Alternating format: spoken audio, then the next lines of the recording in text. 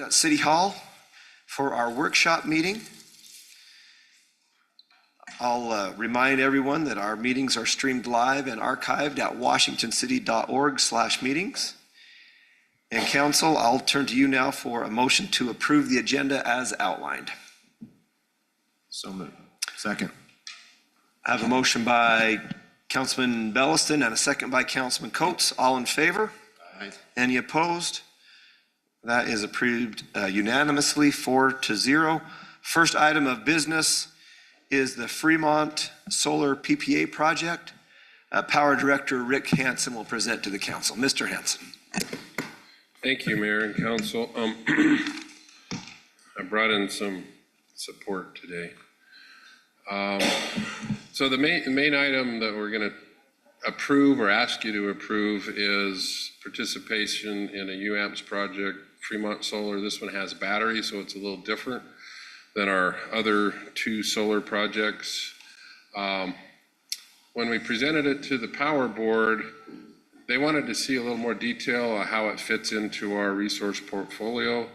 And so we went back and Scott and Jake did a great job on putting a slide deck together that kind of walks you through some of the challenges and what our loads look like. So I'm going to share my screen and then turn the time over to Scott.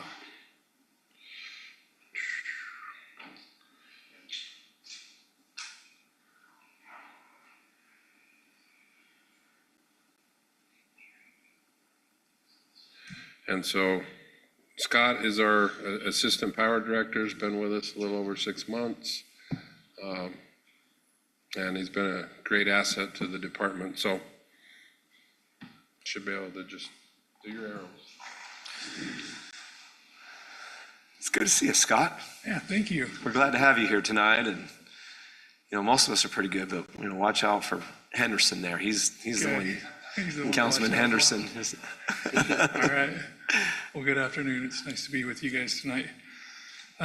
Hoping to just add a little bit of clarity, a little bit of a different outlook on how we do our resources. So we're going to kind of cover a lot of the different resource stuff before we get down and talk specifically about this Fremont project, and Rick will do that. So Rick kind of came up with this concept, and I put some images together to help explain what we're talking about. So this image here of blocks, different colors, different shapes, kind of represents different types of resources, whether it's wind, solar, batteries, coal, natural gas, whatever it be, nuclear. And then also different prices, because all of these different resources, they come at different prices and they cost us different amounts of money.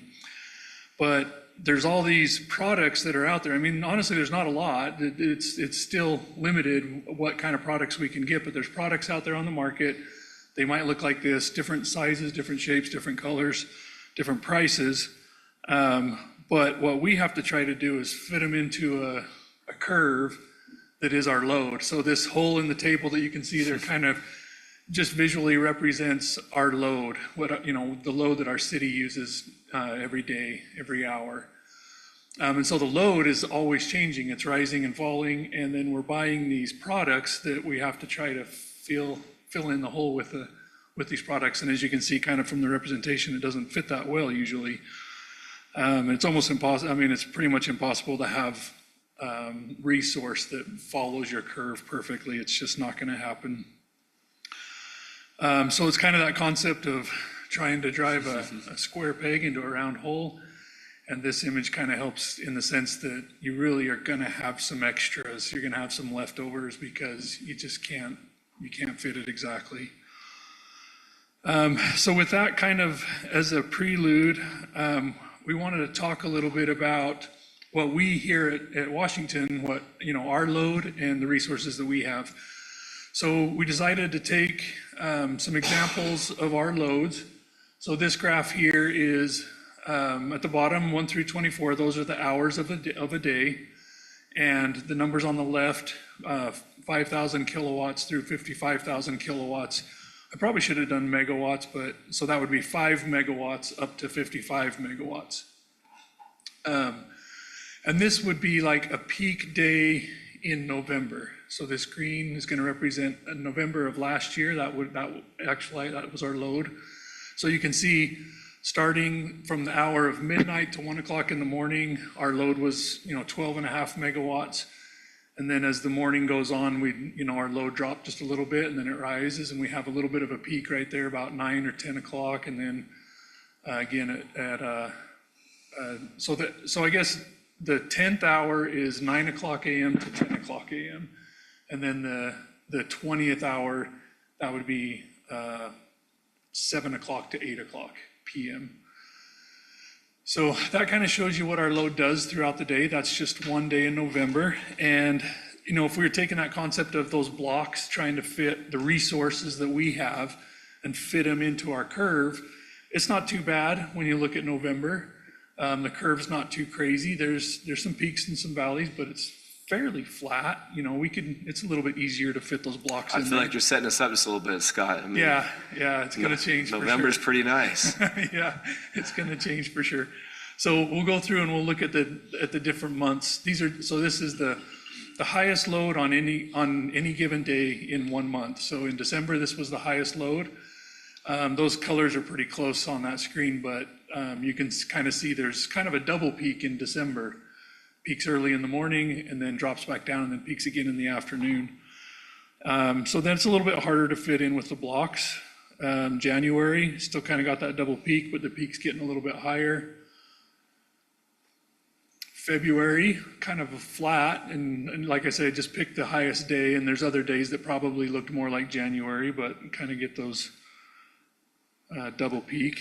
March, we're starting to have just more of an afternoon peak, but pretty low power, hitting the 20 megawatt area. But then we hit April, and we're starting to see a higher peak at 25 megawatts, a little over. May, you can see we're dropping down really low early in the morning, and we're rising really high in the afternoon. So this is getting harder and harder to feel that curve with the products that we purchase. June, July, July is generally going to be our peak, sometimes August, but we're hitting up there almost 55 megawatts. But in the early morning hours, we're just below 20 megawatts. So, you're 35 megawatts of difference. It's just impossible to have load resources that are going to fit that curve perfectly. Then I'll just finish out the rest of the year, kind of start dropping back down again in September and October, coming back down again too. So that kind of gives you that way of looking at one day out of each month for a whole year. That's kind of what we're looking at. That's actually really helpful. I mean, as council members, and a lot of these council members have dealt with power for, obviously at least 4, sometimes, 8, 12 years. Yeah. But that visually depicts peak load Yeah. in how a it changes. really interesting way that we have to be able to plan for the peak. Is that what you're saying? Yeah, yep, absolutely. I'll give you another way. We prepared some other slides that will show you another way of looking at it. Let me switch to this one. So this still is it's basically taking those charts and just spreading them out. So instead of on top of each other, it's throughout the whole year. So that's 1 month, but that's one day of each month throughout the whole year. And you can see those are really small. Man, I need my glasses. December, November through April, we kind of have those more smaller, flatter curves, and then you get the big curves in the summertime. So if we were trying to buy product for this, you can see it's just almost impossible. I threw a trend curve in there just to show you, you can try to buy in the middle, and this typically is what a lot of power companies will do that, just kind of shoot for the middle and buy the extra on the market when you need it. But that's all changing in the future with EDAM, and that's a whole nother 3-hour discussion or more. But this graph here is showing you the peak day of each month for a year. This one is the lowest base day low, so the lowest energy that we used for that year, for that month. So there's a separation there, and then this orange one, there's a curve there. This orange one is the average. So this orange one kind of shows you the average of any given day on each month of the year. And then this, I just put this chart in there that shows them all three together. So it gives you an idea, even within 1 month, you can have like, I mean, look over, see if I can see my cursor, yeah, a little bit. Over here in the month of May, you know, you can have anywhere up, those are really small numbers, 40 megawatts, or you might peak at 10 to 15, I think. Those numbers are really small. But you can have big differences on any given day within the month. And then just one more little representation as we're talking about how much variety there is. This brown chart at the bottom is showing you every hour of every day for a year. So this one is, oh no, not a year, sorry, this one's October. This is just October, I just chose October. Every hour of October, you can see that it rises and falls every single day, and then later in the year, as it starts to cool off, that curve is starting to flatten out and starting to get a little bit more manageable. And so if you could imagine that October would fit right here in between these two markers there. And so now you put out the full year and you really got some, I mean, basically, we're just trying to illustrate the loads are rising and falling all day, every day. And it's just almost impossible to fit those, but we do the best we can. So we're gonna take just a few minutes and look at this solar project that Rick will be talking to you about. This is a typical solar curve. So when we buy solar products, the blue line is depicting the solar starting to produce generation, starting to produce energy, hour 4 through 5, and then comes on strong, and then it falls a little bit earlier in the afternoon as the sun is starting to set in the sky. We're getting less energy. The blue or the green and the red. So the red is the energy that would actually come to the members of UAMPS. The green is the energy that would go towards the batteries to charge the batteries. So this project's going to have solar and batteries. So the blue is showing how much energy it's producing, but the red is what would come to the members, and the green would go to the batteries. So then, if the energy that went to the batteries, when we discharge that and send it to the members, so when we take that energy, they're showing this is a typical curve. I think we can manipulate that a little bit, but the typical curve is that they would start to discharge the batteries hour 14 through 15, and then they would discharge them pretty heavily through 17, 18, 19, 20. Those are the peak hours for most. Can you tell us again what BESS stands for? You bet. That's Battery Energy Storage System. And so that's what picks up once the sun goes down, and it extends the intermittent. Yep. So you're using solar. the photovoltaic, which is the solar, to charge the BESS, which is the battery. And then in the afternoon, you're going to discharge that battery onto the grid. So instead of just generating the solar right onto the grid, you're going to charge the batteries and then discharge them later. So you're moving that peak. You're moving the energy For to when later people get hours. home, start the laundry, cook dinner, all that stuff. Yep. Maybe I can. Which we know they shouldn't do the laundry at that time of day, right? You've told us that before, Rick. It's the AC mostly, Yeah. So going back to this visual, you can see that, and this is very typical of most utility companies, you can see that even in the shoulder months, which is the more less energy times of the year, the shoulder months, you're still peaking in those 17, 18, 19, 20 hours. So the battery gives you that option of shifting that energy to those later hours when you really need them. And consequently, when the peaks are higher, when there's more demand, the price is higher. So that's kind of an issue that we're always dealing with, is dealing with high prices when we need the most energy. Can I ask a couple questions? You bet. Go ahead, Councilman. On the batteries, so this is fairly new in photovoltaic solar array systems, right? At least for municipal grid, right? I wouldn't say new, but it's because it's not like new technology, but it is more common now, yeah. I would say so. I don't know if Rick feels any differently. This will be the first one for UAMPS, Okay. but like in California, they've got gigawatt batteries.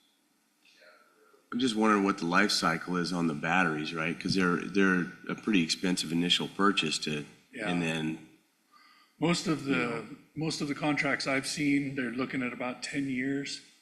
And so they'll work that into the contract, that part of the contract, the supplier of the batteries is gonna have to supply another batch of batteries, and it's all worked into the contract. Because and they'll actually degrade too. They don't stay at full power through the whole time. So all of that goes into the calculations of the contracts. So yeah, definitely something you wanna be aware of. And so then there's one more graph here that looks like this, then we'll go through a couple other graphs, but this one is just showing you, basically that magenta line is showing you the actual energy that would be coming to the members. So you see it following the red line because that's what's coming to the members. So the green, that's when it's charging the batteries. And then as the red drops off, as the solar drops off, the batteries pick up, and so the magenta line stays up kind of higher. So you can see that what we're bringing in from this project would be, it kind of moves that peak over to the, 15, 16, 17, 18, 19 hours. Scott, is there not a gap then, when you look at that? It looks like there's a gap between the orange and the pink. Yeah, because What makes that? What that makes it gap that? is you're still getting some solar. You're still getting a little bit of solar, and you're also getting battery. It's like the transition from the one to Yep, the as other. the solar's coming off, you're bringing the battery I up. thought I would have just followed the blue line, but I could see what you're saying. It's Yeah, just the this blue, kind of, the blue is just following the production of the solar, and then you add the orange of the battery on top of it. So that's why the pink is up higher. Does that make sense? Okay. So Jake prepared some graphs for us. This is, we're gonna look at February, and then I think July was the other one that we're gonna look at. He chose a day in February to show what we at Washington, what we're using on a typical day. So this is a load curve for Washington with our resources. And we don't really need to focus on all of the different resources. Kind of what we're talking about is solar and battery. So we're kind of looking more right here in the middle of the day is when solar is producing. So these, this kind of tan color is the Steel 1B. So that's a solar resource that we're members of, that we take product from, Steel 1A and Red Mesa. So those are coming on here in the middle of the day. The blue is the Nebo. That's our natural gas plant in Payson. And so that kind of drops off when the solar is coming on. And so we're doing the best that we can to fill these lines, but you can see we have a pretty good gap right here at the peak of the day, 18, 19, 20, 21 hours. And so this next graph shows what's going to happen if we purchase Fremont. It gives us more autonomy with our Nebo, but we're pretty heavy in the middle of the day in February. And this is without battery, without using the battery. That's why it says no BESS up there. This is just the solar. So if we were just buying just a solar product, this is what it would do to our curves and to our stack. If we use the battery, now you can see you'll see the yellow shift, and it fits our curves a lot better using the batteries. And then we'll quickly look at July. This is without the Fremont project. We've got some gaps there again at the peak hours. And then if we purchase the solar without the battery, doesn't fit the curve super well. And then if we use the battery, we can see that shift over and helps fill in that peak area. And then of course, always remember that it's those peak times when the power is really expensive.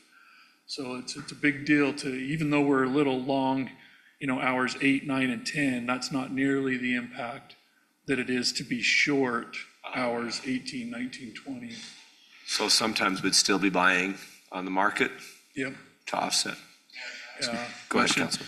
It almost looked like, especially on that other graph, that on some days, or on some parts of the day, it might be providing like 20% of our total power. On this one? Yeah, Yeah, that's just roughly Yeah, what I just can kinda see with looking my at it eye. visually, Yeah, interesting. yeah. Yeah, that's quite a percent, pretty We've good got- percentage. We do have a lot more coming up. We've elected to participate in 2 big natural gas projects. That'll change this whole percentages of what kind of resource we have. It'll change a lot. How's our pricing? If you're getting to it later, Yeah, I'll turn the time back over to Rick. He's gonna talk about all that kind of stuff. did you guys, you went a little easy on Scott for first time in front of the council, huh? Well, yeah, my first comment is, I think the power department is giving the police department a run for their money in the facial hair department. I mean, that's a pretty impressive beard. So, chief, I mean, you gotta step up your game. All right, okay. I don't contribute to that side. So hopefully you can see how we think this project will fit in. And so you talked about some of the costs and you mentioned the battery degradation.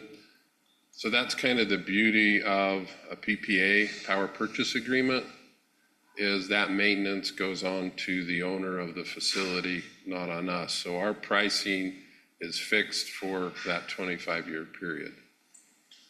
And they have to produce based on certain parameters during that 25-year life. So if the solar panels have problems, they've got to fix them. If the batteries have problems, they've got to update them or replace them. So that's the beauty of, or one of the benefits of a PPA. So right now we've signed up for 7.5 megawatts, and that's solar capacity. We won't see that 7.5 because of the graphs you saw, because we're going to shift some of that 7.5 and move it later. So in reality, it'll be more like 5-ish is what we see. Different times a year, it's going to be less in the winter than it is in the summer because of the solar angle of the sun. So Give us an idea of what the batteries look like. I mean, are they the size of a car or the size of a building? I mean, have you guys seen them? they typically will house them in Connex kind of structures, and just a whole bunch of them. A whole bunch of them, yeah, about the size of one of those, huh? Okay. Yep. So for the pricing, this is the briefing document. Let's see if I can make it just a little bigger. So the solar energy part is $34.45. So basically 3.4 cents a kilowatt hour, or $34.45 per megawatt hour, which is really good. Our other solar projects are in the mid to upper 40s. So on the solar side of it, it's actually cheaper than Red Mesa and Steel. On the battery side, it's a little different terminology. The range is $13.50 $13.50 per kilowatt month. So if we have basically half of this is going to be our battery capacity. The total plant is 99 megawatts with 49.5 megawatts of battery. So you'd take this, we'll pay each month $13.50 times half of that 7,500, and that's what you pay to have the battery there. And so the other complicating part on this is our friends at the federal government with their tariffs. It could go, the battery cost will be between the $13.50 a kilowatt month and $14.14 a kilowatt month, depending on what the tariffs end up being between now and when it's constructed. So the overall blended cost of those two is 69 if we end up in the 1350 range, to 74 if we end up in this 1414 range. So basically, the battery, rough numbers, is going to double the cost of the end product. Because like you said, the batteries are expensive, got to maintain them, install them. But this is primarily for peak load. I mean, is We're it going to some give base? it 365, But, whatever it's. but I see a lot of this filling in that peak load at Yes. the hottest times of the day. Yes. This is a little more expensive power. My question is, how does it compare to the power that we would buy on the market if we didn't invest in this Well- source? Last year, the market would have been cheaper than this. 2 or 3 years ago, the market was probably 5 times this. So again, it really varies. I think one thing you got to keep in mind, what this does over that 20-year, 5-year period, it provides a stable, known cost. Yeah, if you chase the market on a daily basis, I mean, it's just like, kind of like the stock market. You're gonna, some days you're gonna come out great, other days not so great. And so that's how I look at it. And then Scott did mention EDAM, which is the extended day ahead market, which will go into effect in May. We don't have the option of going in day ahead short like we have in the past.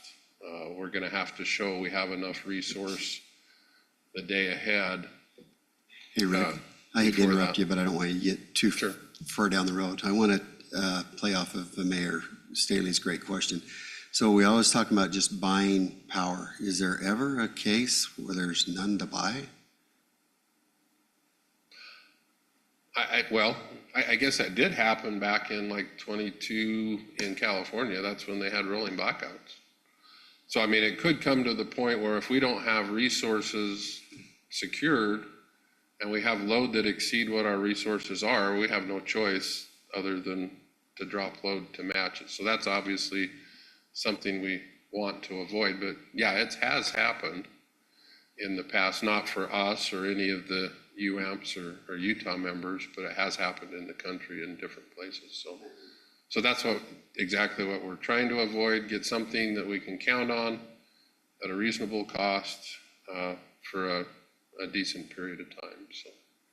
So those are the basics. You also had in your packet, some of the talking points from UAMPS. Again, I think we hit most of them. 25-year contract. It's anticipated to come online basically 2 years from now. They could come on as early as the summer of 27 or the summer of 28. They have 6 months either way from that December 31st, 2027 date. So it's located north of Cedar, roughly Parowan, Paraguna area is where the site location is. The one other advantage, I think, you see if it's this one, I think it's the other one. One of the, can't find it here, but there is the production tax credits that are going away.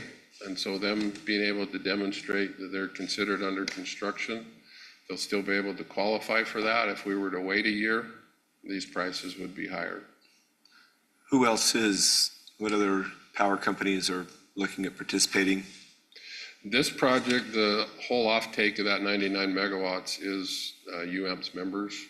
Right. And I would say there's I mean, we're taking down 25 to 30. close to 10%, 5 to 10% roughly. 7.5 is Yeah. our part, so, So I read in this that there has to be 100% participation. yes. Able to get 100% participation in the small nuclear reactor program. This one is, and there's actually a clause, and there's a couple members that have elected because of participation in other projects to reduce their participation in this, but there's a long line of people wanting that.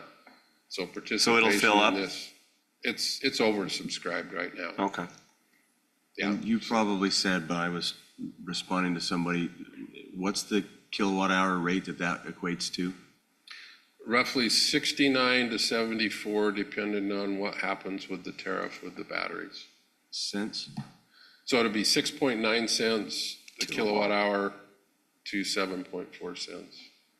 And that's in line. Nebo runs, depending on time of the year, between in the upper 60s to the mid 80s. A few years back, a lot of the renewable that we were buying was, sometimes 18, 19, 20 cents per kilowatt hour, but we had to buy it, and then it just got, added into the pool to where, the rate that we sell it at cover it. Right? Because we're selling retail out at 11.5, right? So Our retail blocks are above this cost, so. Yeah, and again, like our Red Mesa and steel products, they're in the mid to upper 40s. And this one, the energy part's actually cheaper, but because of the batteries, it blends out around $70 roughly, so. What other council, what other questions do you have for Rick? Rick, just a quick update on the small cell nuclear. We hearing anything about that? Is it moving? Is it still a topic of conversation? Is regulations move towards approval more now, or? As far as UAMPS goes, there's no, I mean, we're still in, hopefully by the end of next week, the UAMPS project will, I mean, it was concluded basically 2 years ago. There are other people still talking about it. I wish them the best. But it's the same challenges that we had to try to get that off the ground that they're having.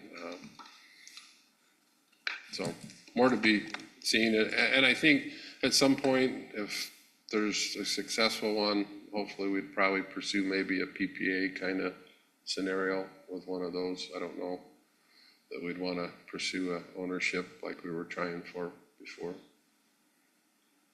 So. Further questions? Comfortable with this being on the regular meeting as an action item, council?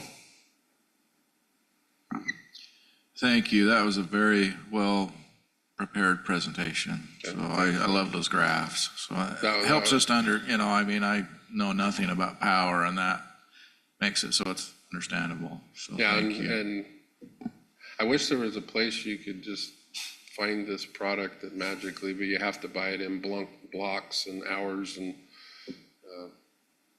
so. Makes sense. But yeah, it was Scott and Jake that put those together. We got a great team, so. I spent already 40 minutes, I think, asking questions, so I had a lot of my questions answered beforehand, because I have to go into more details, because it seems like No, that's that is good. involved with it. And hopefully this helped as well, so, thank you. Well done. Thank you, Rick. Thank you, Scott. Appreciate it. Next item of business is a streets update. I'll invite Public Works Director Blake Fonsbeck to introduce this item.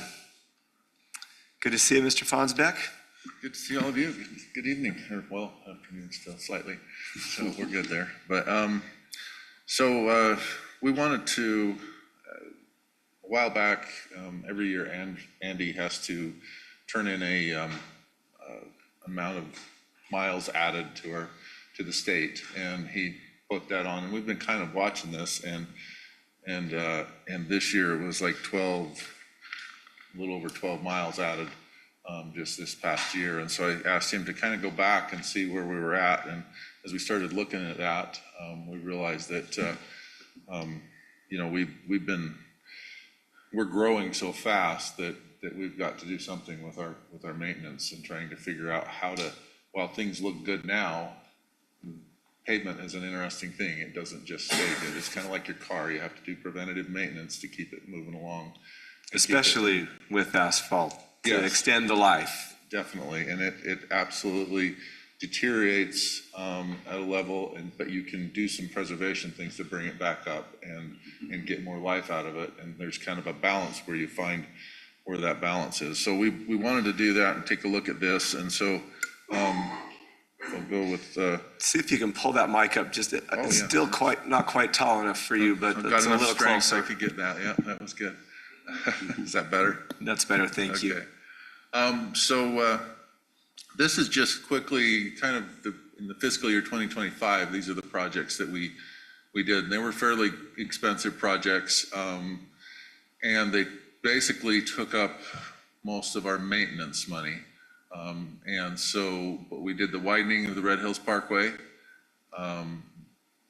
We did the 300 East right turn pocket, the 2000 South pavement reconstruction, which was a very large project, and we'll kind of talk about that a little bit more. And then we extended the left turn lane on Main Street as well. With those happening, then we weren't able to do our usual seal coat and preservation type of maintenance as well. We had to save up for 2 years basically to do these and that. We have generally about $1 million a year that we have that goes towards maintenance of our streets.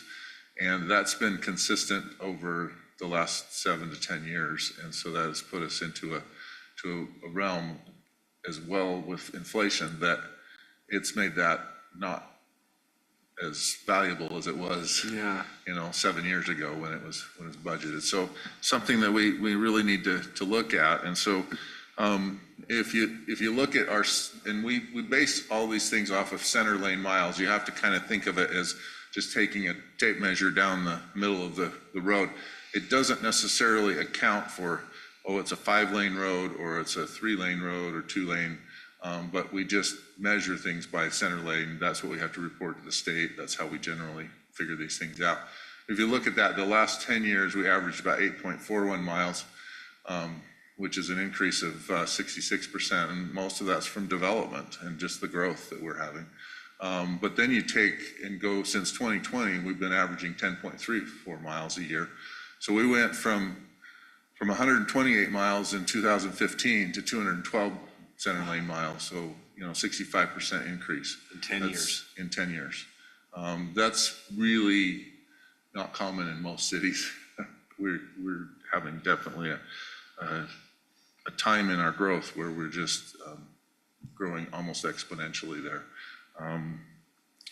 So just kind of a comparison to other cities. I know you guys like to be number one, but we're not quite there. But as far as just the center lane miles across the state, we're 13th in our rankings. That's pretty impressive for Washington City. And then you look at our increases since 2010 to 25, so over 15 years, we were increased and we were number 2, just below Eagle Mountain.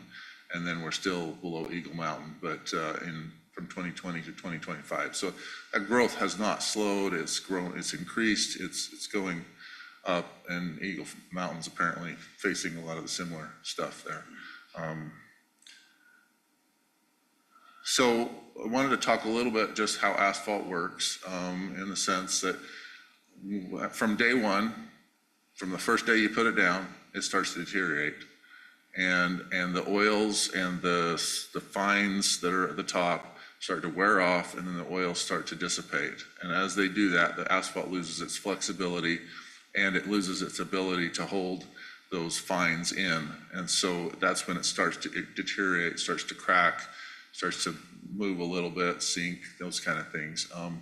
So what you do with that, in order to, what the best method is to rejuvenate or add a new surface back on the fines area. I don't know if you've ever noticed that you go down a road, an asphalt road that's fairly old, and you see much larger aggregate. You kind of see larger rocks that you're seeing, but when you look at a brand new pavement, it looks really smooth and fine. And that's kind of the difference. You start to lose that. So the way you help your asphalt is by providing a minor treatment. And the best way to preserve is to provide several minor treatments, and then eventually, if you can do that, you can kind of get out to that 20 to 30-year range, depending on traffic and weight and load and everything. You get out to where then you have to do a major project. And that's what 2000 South was, is that was a major project. That had gotten to a point where you couldn't add a new little surface to it. You had to repave. And so we ended up doing quite a bit of work there, and it was very expensive. So then you do a major project, and then you get back up and you continue to do that. And that's the way you basically work through those things. The other side of it is if you go over to this other side, it's a very colorful chart on the other side. That's kind of the typical pavement deterioration curve. And so what we did this spring is we hired a company, JUB, to go out and do a pavement assessment of every street.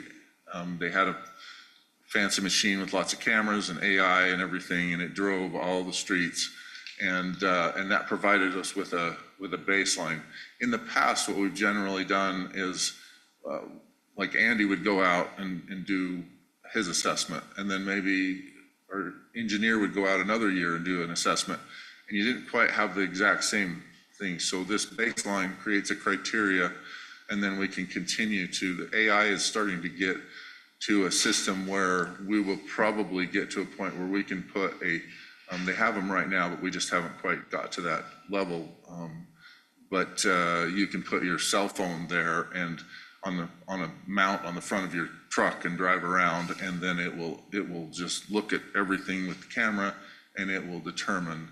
So we wanted to set that baseline, and then it'll determine where those roads are deteriorating. So we've gone and done that, and the way they're classified as good, satisfactory, that's the level we really want to keep those pavements in, to where you can provide those easier, surface treatments and really extend the life on. When you start to get down into fair and poor and you've left it that long, that's when you really start to get those streets where it's cracked all over, and we do go and crack seal and try to bring them up to a level, and then, but they don't come back up as well.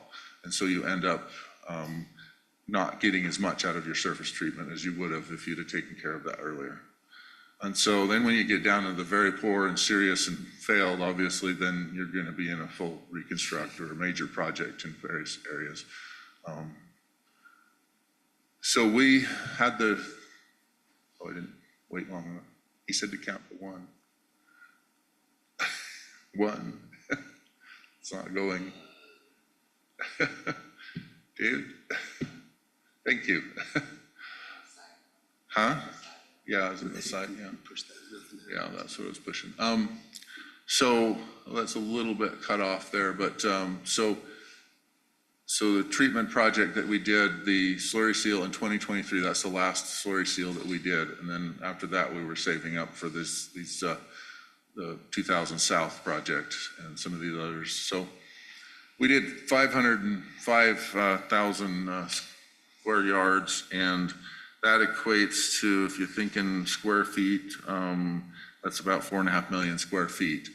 That was an $814,000 project in 2023. We did 21.5 center lane miles, and that was about 38,000 a mile is what it cost. That was for surface treatment.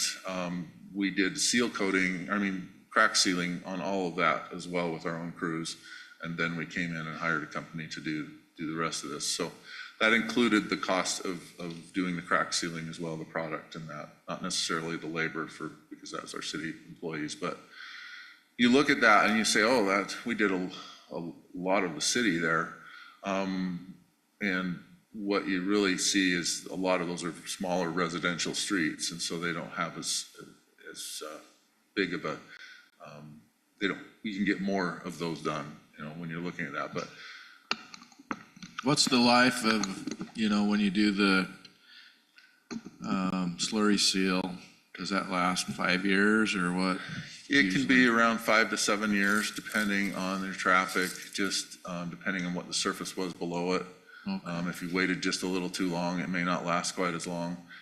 Every once in a while, you'll get a slurry seal that maybe it's just not quite as good, that they didn't get the binders and a little bit of it'll start to ravel off earlier. Yeah. It doesn't like like in cul-de-sacs and things like that, when you have garbage trucks doing tight turns Yeah. and things like that, sometimes that peels off in cul-de-sacs and things, but for the most part, it's about 5 to 7 years. Okay. Tell me the difference. I noticed St. George seems to do the thing where they lay down the, I don't know, oil and then chip seal. I really like the slurry seal a lot better, but what's the difference? Like, A lot of the difference is you're putting a larger material on there and you're sealing it down, but you're putting that wear surface, so it provides a more durable wear surface, but Okay. it's also more of a pain. And Messy. It's Yeah. messy. It's just, a lot of chipped windshields when you do it, those kind of things. yeah. Yeah, and then when it's just, I like the slurry seal a lot I do better. too, In the years that I've done it, I've done both, Yeah. and it just, but again, most of the chip seal that I've done was in northern country, so when you hit it with snowplows, it's not great. Yeah. It does okay, but. Okay, thanks. It's an issue, but I think you get a better product, it looks better, and people are generally happier with it. It still has a little, when we did this project, we still had people call because there's still little fines that are loose for a little bit, and we go and sweep everything. And then it also just kind of has to wear those little rough spots. Sometimes it looks a little rough, but that wears off really quickly, and it's good. So you have that where we spent $1 million and we were able to do all those, or you have this where we spent 1.6 million just to do a mile of rebuild. And so when you look at that curve, it's more efficient and better cost-wise to take care of your roads like this than to just let it go and deteriorate and then have to do those reconstructs. You're still going to eventually have to do a reconstruct on most of your roads, but that was just kind of those two things as an example. This is the actual pavement assessment. And again, you have to keep in mind that we have a lot of newer roads. We've added 80, what was it? Quite a few miles, 86 miles or something like that of new roads over the last 10 years. And when you look at that, they're at various forms. And when you look at those colors and you see the dark green and the satisfactory and the good, that satisfactory could be like next year it crosses over to fair if that's in that point. It's just, so you have to figure that there's a range in there as well. This was just a snapshot in time last April when we went through and did the assessment. That's where everything was at that point. And just so you know, that's about right now, currently, that's about 30, the good. Let me go back one. The good are about 33% of our roads are good. 38% are in the satisfactory range. So, I mean, we're at a point where we're not totally in trouble yet, but it could happen really quick because we have so much of it that is at that level, and so then when you look at fair and yellow, fair and poor, we have 21% that are in the fair category. These are those roads that you would see that surface is still good, but you're starting to see that cracking going across it, that kind of spider cracks everywhere. But it hasn't started to sink yet. It hasn't really, those cracks aren't that deep yet, but it's getting there. And then the poor, then you're starting to get where there's rutting, there's potholes that start to pop out in various places, and you start to feel that the surface is more rough. And then very poor, we have about 2% that's in the very poor, 1% that's serious. I noticed that big snake of the old landfill road right there. Yeah, it's like half of it's serious and half of it's failed, less than 1%. It's most of the failed It's a part big of the snake, city. And so those kind of things, those are ones that are going to need major reconstructs. And we're just aren't going to have the budget to be able to do that. And so if we take those on and do those, then we don't do our regular maintenance and keep things up in the good and satisfactory level. So it's just kind of a snowball thing. It starts to get worse, and that's the only snowball we generally have down here, but that's what we could have, a snowball of roads. Just kind of a quick summary of pictures of there's Countryway, formerly known as Landfill Road. And that's the one that needs major project. We are going to overlay that this fall and help it out for a period of time.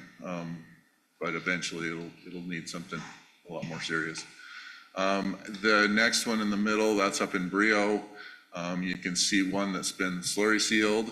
That's the dark one, and then the lighter color there.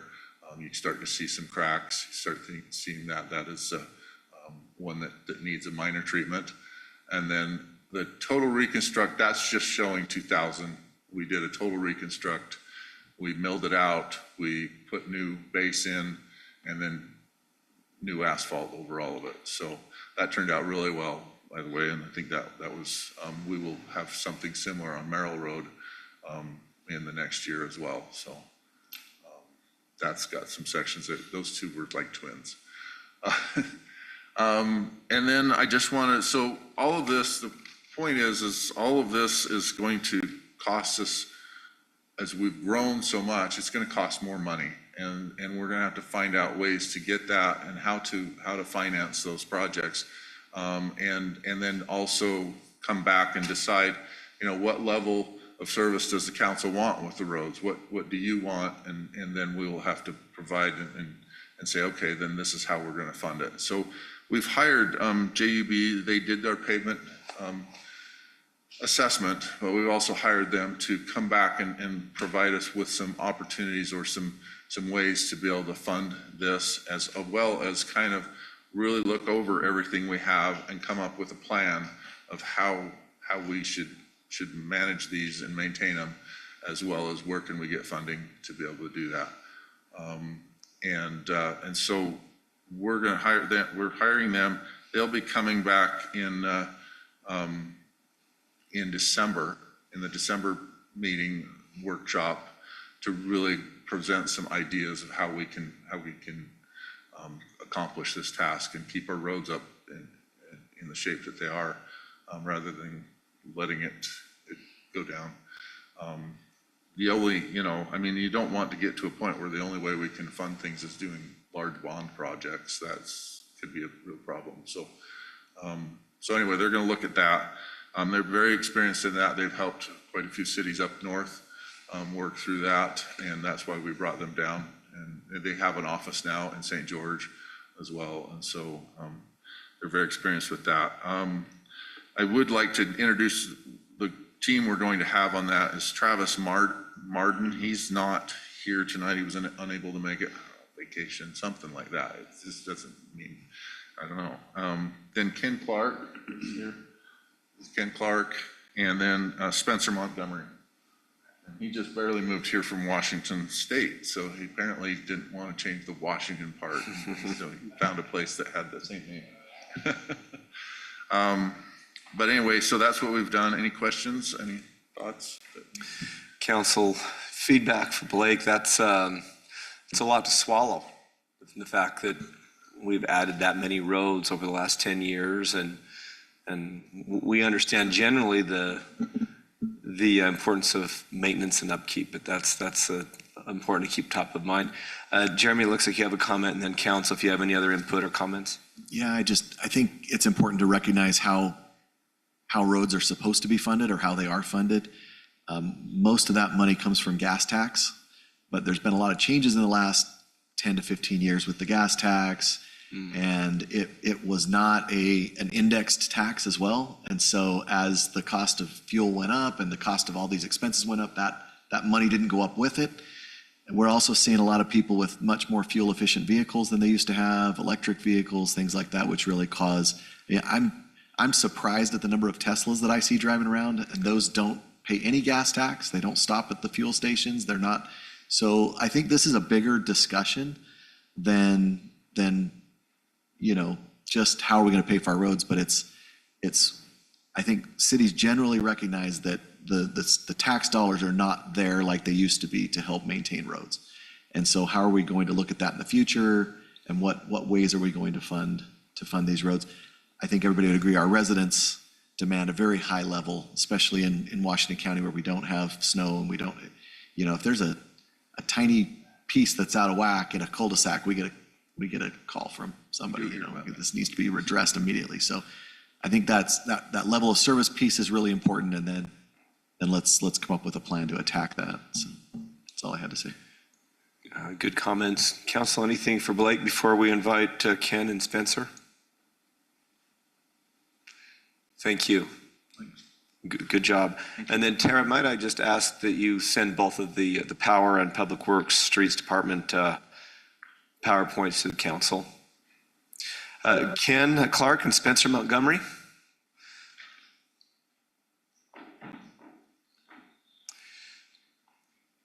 Hello. It's good to see you both. Welcome. Tell us what you have to tell us about streets maintenance. Well, so we've been working really hard. Talk right into that mic there, Ken. There you go. We've been working really hard, taking a look at all the streets and the wonderful roads that you have here in Washington. I mean, you have 71% of your roads that are in absolutely excellent condition. And we've been evaluating the data. We brought in some information by going out, collecting information from the roads, looking at what types of distresses are on those roads, what does the pavement look like, and then being able to put together a score for those. And then that information, we're putting it together and looking into the future. See what are the roads going to look like 5, 10, 20 years from now? And what is it going to cost? What are those planned treatments that need to occur in order to make sure that we get the longest life possible out of those new roads that have been constructed? So when we come back in December, we're going to present all of that to you. We'll have some great graphs and charts to help you understand all of it, and then look at what some other cities have done in order to help fund the roads. We can even talk a little bit about gas tax and what kind of road pavement construction and reconstruction costs have done and what impact that's had on it, and answer any questions that you have at that point. So historically, we've kind of tracked the roads, and we've maintained a bit on a rotation. And I know the Streets Department has done a really good job, but it's eye-opening just the number of new streets that we've added to a growing city. I always say that we're not chasing growth. Growth is chasing us, and this is certainly one of those situations where it feels like that. When you come back, will you recommend a schedule then with prioritizing the roads that need it sooner than later, but also recognizing that the sooner we can treat to extend life of roads? I mean, is there a science to that? Will your data show where we can best put the dollars that we have for streets maintenance? Yes, there is. The short version, and we'll go into it further when we come back, bring that information to you, is that preservation-based management, as Blake talked about, is definitely the number one stressed and forwarded approach to pavement management in industry today.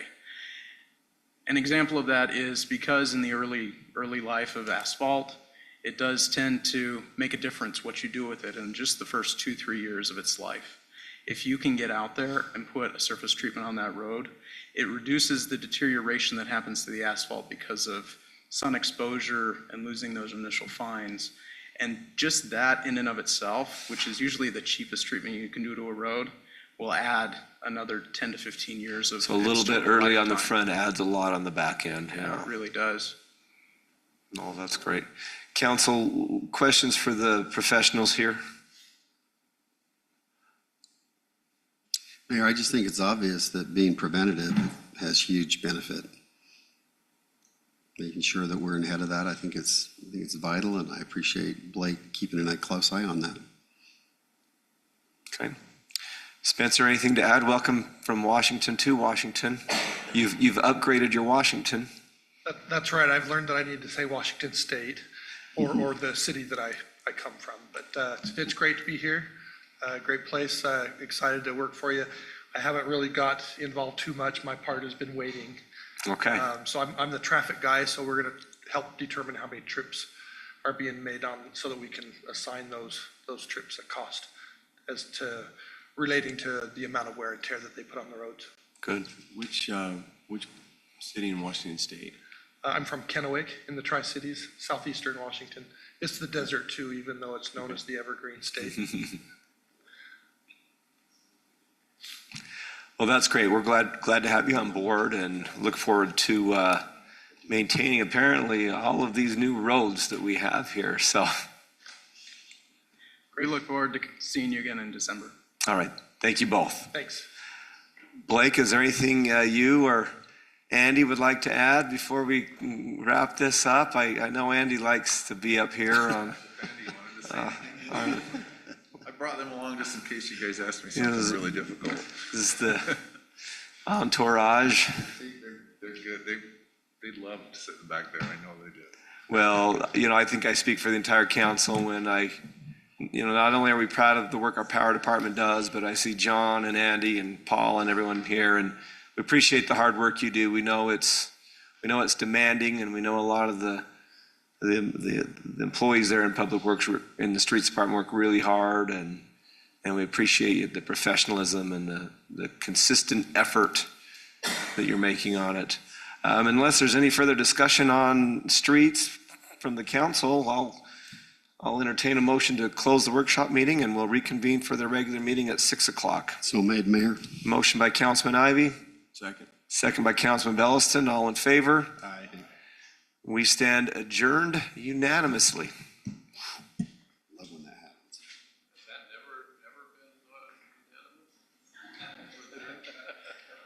I think I said no once.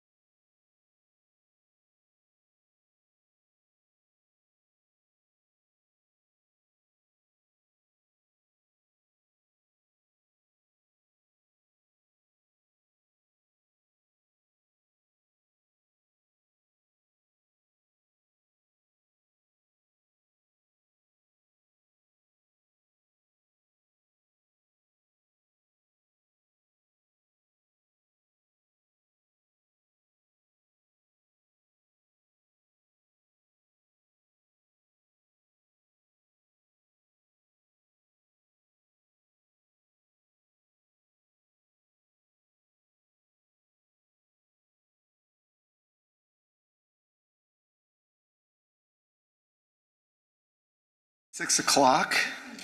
So we will continue with our meetings tonight with our regular meeting. Again, today is Wednesday, October 22nd, 2025. We are in the council chambers at Washington City Hall for our regular meeting. As is our custom and our privilege, we partner with the Interfaith Council to start our meetings off with the invocation. So at this time, I'd like to invite my friend and chaplain Kurt Sorwide with the Southland Bible Church to start our meeting. Well, thank you for the not kind words. And I just want to say good evening to Mayor Staley and the council members and all that are in attendance tonight. I just have a short question before I open in prayer, which is probably not something I normally do, but it's a different thing.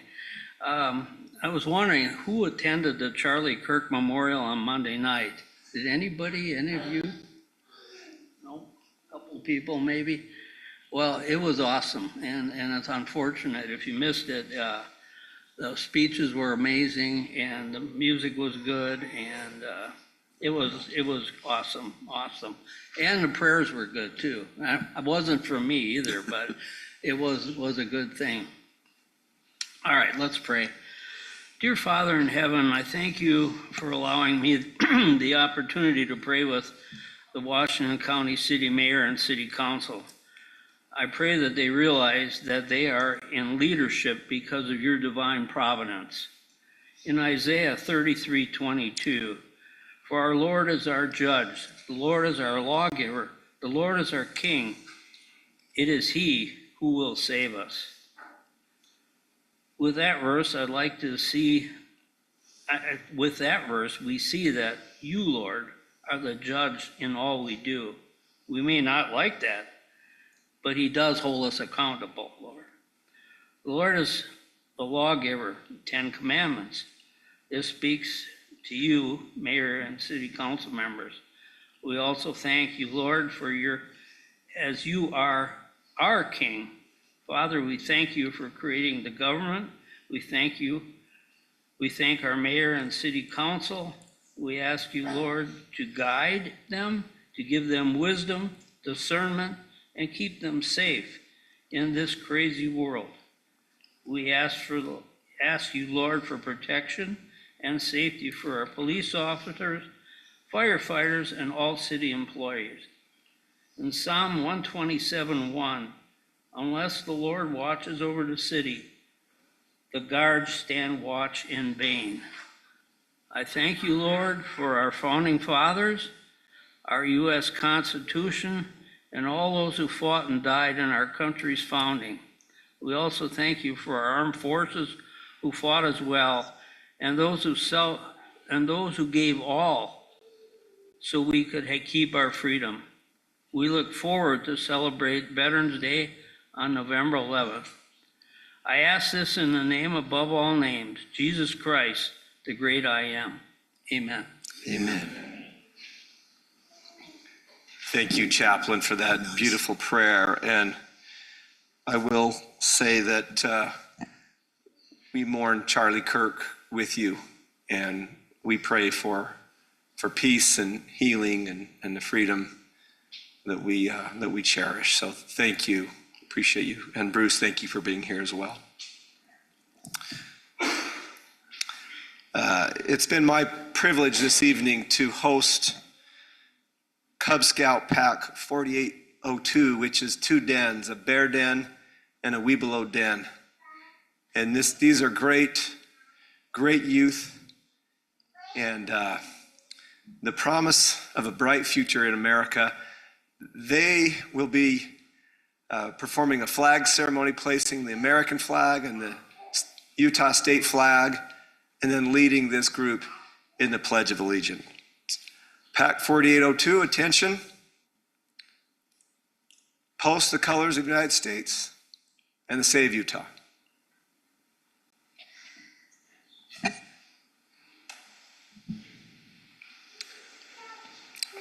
Please rise.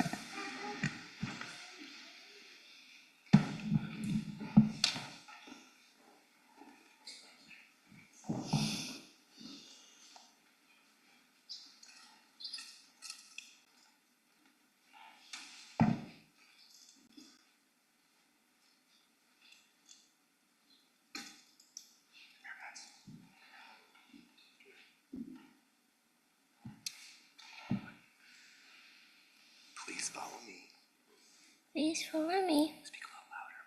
Please follow me. In the Pledge of Allegiance. In the Pledge of Allegiance. Ready, begin. Ready, begin.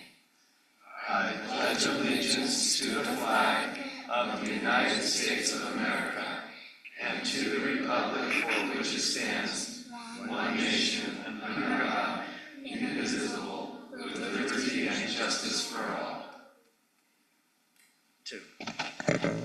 Thank you, PAC. Dismissed.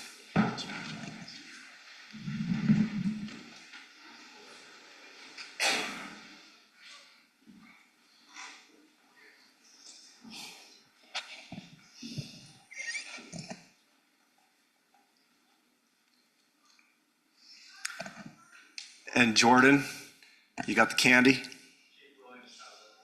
Good.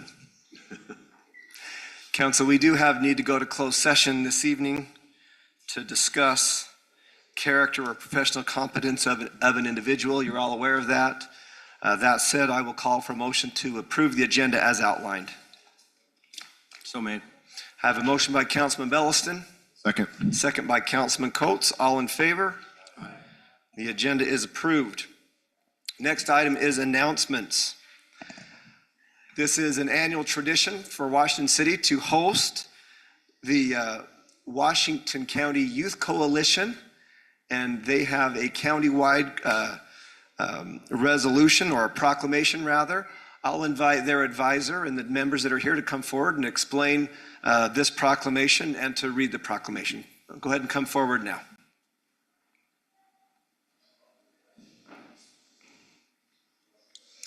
And if you'll start with just introducing us, tell us your names and a little bit about the coalition. Good evening, Washington City Council. We are the Washington County Youth Coalition, and as a volunteer high school students within the county, we are here to request your support in our mission towards a healthy community. My name is Rushik Patel, and I am a sophomore at Desert Hills High School. And my name is Emma Rudolph, and I am a junior at Success Academy. Today, we are presenting and would like to renew the alcohol-free school year proclamation for the academic year 2025 to 2026. The proclamation reads as... And pull that mic right to you there. You can move it back and forth as you need. Pull the mic towards you. There you go. Whereas the Washington County Prevention Coalition and the Washington County Youth Coalition have designated the upcoming school year as an alcohol-free year for youth sponsored by Reach for Hope and Southwest Prevention, a school year to set clear rules and expectations about no underage drinking.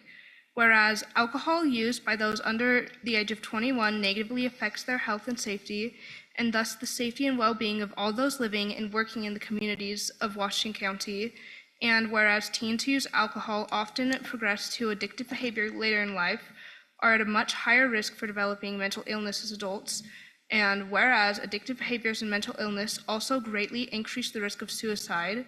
And whereas underage drinking is a major public health problem that negatively impacts the brain development of our young people, causing a higher probability of early alcohol addiction, alcohol-related traffic incidents, and brain impairment. And whereas under the law, it is illegal for a minor to purchase, possess, or consume any alcoholic beverage, and it is illegal and punishable for anyone to sell, offer to sell, or furnish alcohol to a minor.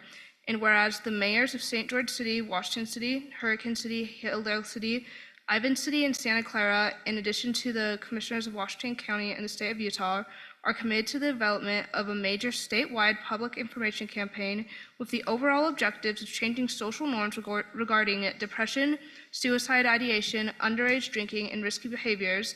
And whereas we command the overwhelming majority of our young people who are drug and alcohol free, and we desire all of our youth to be drug and alcohol free so as to develop in a healthy society. And now, therefore, we, as mayors and commissioners, hereby proclaim our support and offer an invitation to the entire community to help encourage family bonding and reduce underage drinking in order to improve the health and safety of all youth and adults in Washington County. We invite all members of our community, including individuals, families, governments, schools, religious and civic organizations, to participate in and sponsor activities that will heighten awareness regarding to the dangers of underage drinking, to young people's health and safety, and will strengthen the ability and desire to refuse to drink alcohol. And whereas we declare the 2025 to 2026 school year as an alcohol-free school year for youth to bring awareness to risky behaviors and underage drinking, and to promote the bringings of families together. I have the.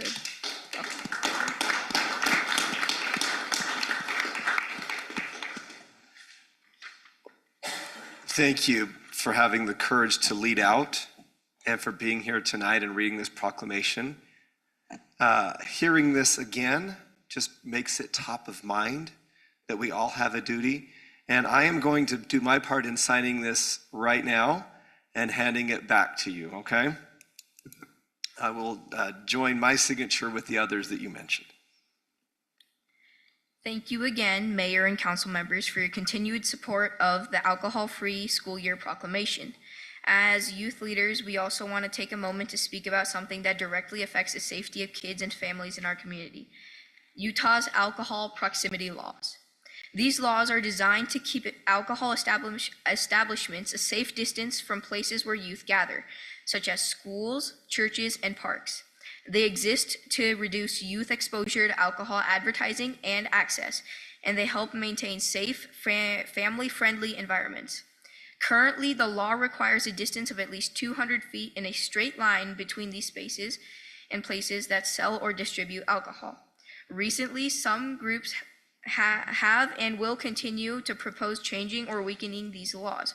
For example, there have been efforts to redesignate parking lots so they no longer count as parks, just to allow a bar to be built across the street. We stand strongly in support of keeping these proximity laws in place, as these protections aren't about limiting businesses, but they're about prioritizing safety and health for kids, families, and the next generation. Research shows that when alcohol establishments are closer to schools, parks, and neighborhoods, youth drinking rates go up.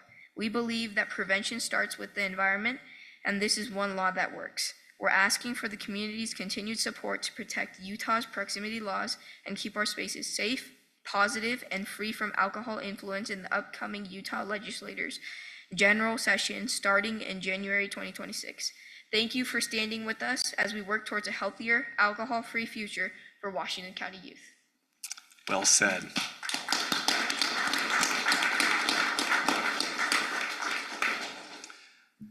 Wonderful job. Thank you. Thank you for your comments. We appreciate you very much.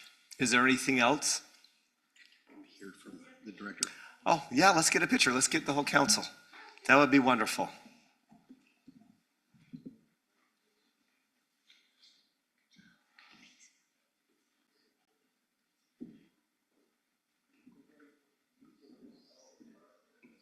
How are you doing? Doing good. Good. Great job.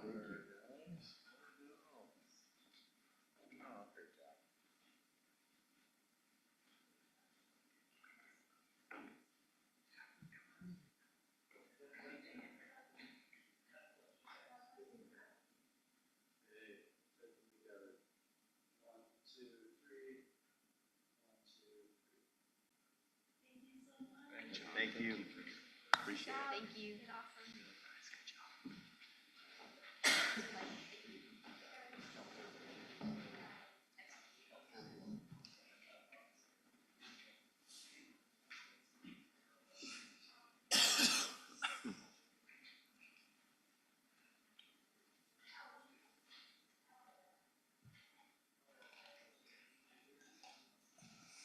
Okay. Continuing on with the announcements section of the agenda, I will make note that in 5 days, on October 27th, from 6 to 8 p.m. at the Washington City Community Center, primarily in the parking lot, we will have the annual Trunk or Treat extravaganza. Historically, the lines are very long, but there's plenty of candy. So if you're hearing this, find your costume, find the kids, and join us there. Also, as was mentioned in the chaplain's prayer, the county-wide celebration for Veterans Day continues to be in Washington City. And so on November 11th, the parade will begin at 11 a.m. The lineup is near the community center on 300 East. It turns right on Telegraph and goes west, ending on 100 West, actually ending on Main Street. And immediately following the parade, we have a brief patriotic program right here in Veterans Park. This is maybe the best parade of the year because not only are we honoring veterans, celebrating America, but we also have all of the high school bands from across the county that come and they begin practicing up by the Washington Elementary School. And parades are just better with marching bands. And so tell your neighbors, tell your friends, and come feel good about America and support our country with our Veterans Day celebration. That is all the announcement that I have, Council. Is there anything that I may have missed between now and our next meeting on the 12th? Okay, the next item on the agenda is declarations of abstentions and conflicts. Is there anything to declare and or abstain from this evening? Mayor, I will just notice that I have been involved with item 5A. And I'll elaborate more when we get into it, but I will be voting on that even though I have been involved. So you're going to declare but not abstain? Correct. Duly noted. As is your right to do that. Thank you for declaring, Councilman. Anything else? Okay, seeing none, we'll move on to the consent agenda. The consent agenda consists of the approval of minutes from the council meeting of 9/24/25 and 10/8/25. It consists of the board audit report as detailed in your packet.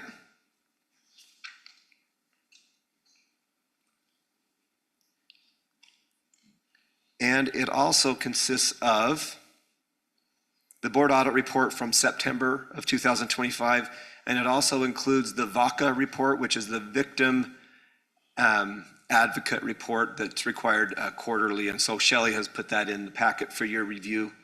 Unless there's any brief clarifications on that, Council, I'll turn to you for a motion of approval on that. Mayor, I'll make a motion that we approve the consent agenda as outlined. Thank you, Councilman Coates. You've heard the motion. Is there a second? Second. Second by Councilman Henderson. All in favor? Aye. Aye. Any opposed? The consent agenda is approved unanimously. We'll move on to item 5, which is conditional use permit. Item 5A, and I will make note that on all of the items subsequent that required public hearings, those public hearings have previously taken place at the Planning Commission level. So item 5A, this is a conditional use permit C-25-10 for a big box retail store with a fueling station located at approximately 1720 East Grapevine Crossing. The applicant is Galloway US. Community Development Director Eldon Gibb will present to the council on this item. Mr. Gibb. Thank you, Mayor. Council, good to be here tonight. On the screen's the location that we're looking at. That big red star is the proposed location. The zoning designation here is PCD. Retail stores are allowed in the Sienna Hills PCD with the requirement that any new commercial buildings larger than 5,000 square feet must obtain conditional use permit approval. That's why we're here tonight. The proposed site is approximately 22.8 acres in size with a building footprint of 166,000 square feet and includes a 7-bay fueling center with a small kiosk building. Pull up the site plan here, you can take a look.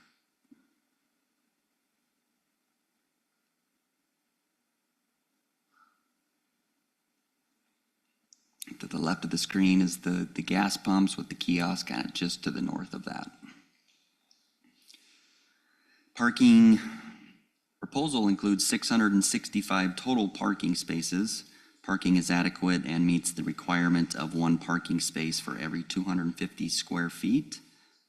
The proposed building will be 29 feet tall, constructed with smooth and split-face CMU, along with stucco material and cultured rock as shown on the plan. We can put on the front elevation here. This is looking from Grapevine Crossing Road,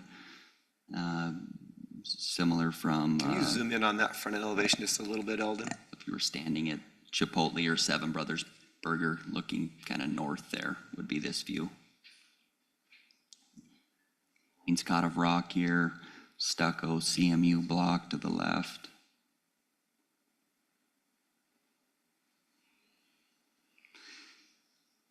The exterior finishes of the building, along with the provided landscaping, are aesthetically pleasing. The surrounding zoning is open space to the north, which is I-15, and PCD to the east, south, and west. The proposal includes a signage plan of a pylon and wayfinding sign. If we scroll back to this first page, you can see these diamond shapes are the approximate locations of those signs going.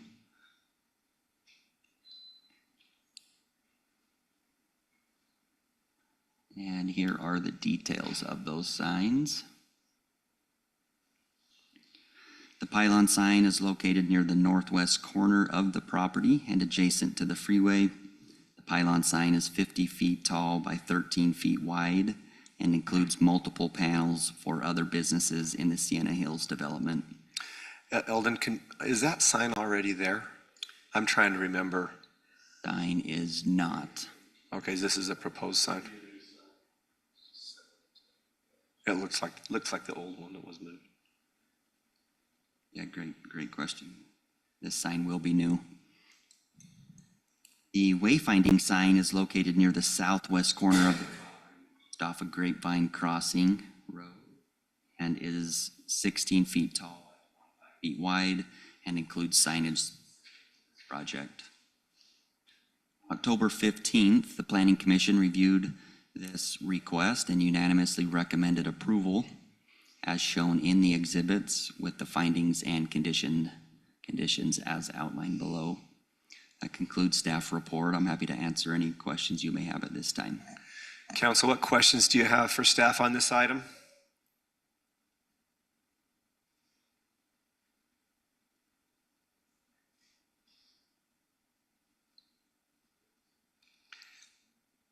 While you're thinking, Eldon, I do have a question. This is a great project, and I appreciate the stone facade that dresses it up. This store would be a great asset to the community. One thing that I've noticed, especially on these larger retail establishments like this, is on the parking area. It's nice to have some trees and some landscape in those parking areas and medians. Do you know if that was contemplated at all, or is that included and maybe I just didn't see it? It's in there, Mayor. Did I just miss that one? Yeah, look at sheet 5, it shows the parking. Okay. With the trees. Probably similar to like what Lowe's has. Perfect. Those little islands. Yep, that's great. That's what I was hoping for. Thank you, Councilman Coates. Council, what questions or comments do you have with staff?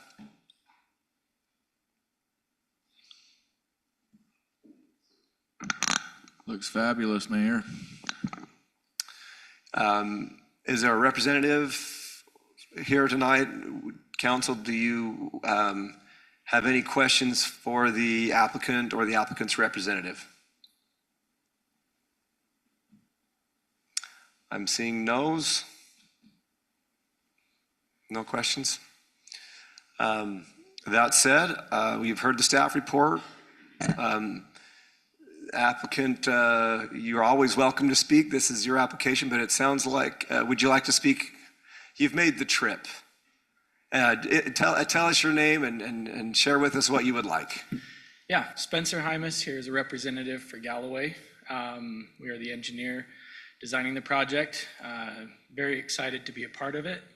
And development can be very tricky. I just wanted to publicly thank Washington City staff. They've been great to work with, very responsive to our questions, and very much appreciative to Eldon and the staff report. Thank you. Well, they are wonderful, and they need to be recognized like that. Thank you. So if this conditional use permit is approved, what can you tell us about the timeline and about, your plans to move forward? My understanding is that we're trying to move forward full steam ahead. And so as quickly as we can get permits, we would try to get shovels in the ground and get moving on it. Okay. And is your engineering firm local then, or are you? We are from Salt Lake City, so Okay. somewhat local, yes. We do have an office here in St. George down the way. Right. But Oh, yeah. that's right, yeah, Galloway, of course. Councilman Ivey has a question. So just regarding a traffic signal, we look 1720 East, that's probably the logical place for it, right? We've been working with staff to get that sorted out and working through recommendations from our traffic report. And we'll continue to do that with staff and make sure that we meet all the requirements associated with getting them satisfied and getting their approval. That's all I have, Mayor. On that front facade, is that typical? Is that about as much as you typically dress those up? No, we've been working really hard with staff to make sure that we're dressing this up and making sure that it fits in with the We want the front to community. look as nice as that jacket you're wearing, Thank you. I don't even have my pockets spread out. There you go. That's what we want. We need. Tell us more about that. And is this the finished product, or are you thinking that there's even more to do there, or just your thoughts on that? Yeah, I mean, we've been working with staff. We're trying to bring colors and materials in that are going to make it fit in with the geographical area. Once you begin, what is the typical timeframe that it takes to finish a project? Once we start breaking ground, they try to get them done within about 12 to 18 months. Okay. Councilman Henderson? Councilman Coates? I'm not going to ask you, Councilman Bellison. All right. I did want to say something, though. And the reason why I decided to vote on this one where normally I wouldn't is because all parties have come together to make this a good project and contributed significantly. I think at the end of the day that I don't, until something is announced or there's concrete in the ground, I don't take anything as done deal. But assuming the project, gets over the finish line, it'll be the biggest boost to the general fund that Washington City's ever seen and would likely see in the foreseeable future. So I think it really, at the end of the day, the taxpayer in the city and the services the city provide, it benefits the project more than anybody else. So I'm happy to be able to vote on this one to see this one get approved. Yeah. Well said, Councilman, and certainly we're all pulling together on this, and we're definitely ready for this activity to happen there. So fantastic. Thank you for your comments. Is there anything else you'd like to add before I turn to the council for a vote on this item? No, that is all. Thank you. All right. Council, now is your opportunity to have further discussion or a motion on item 5A, which is item C, conditional use permit C-25-10. A motion that we approve conditional use permit C-25-10 for big box retail store with a fueling station located at approximately 1720 East Grapevine Crossing. I have a motion by Councilman Coates. Is there a second? Second that, Mayor. A second by Councilman Ivey. This is a conditional use permit, so we'll go roll call vote, beginning with Council Member Casperson. Ivey. Aye. Coates. Henderson. Aye. Belliston. You just say aye. That is approved unanimously, and we'll look forward for that groundbreaking soon.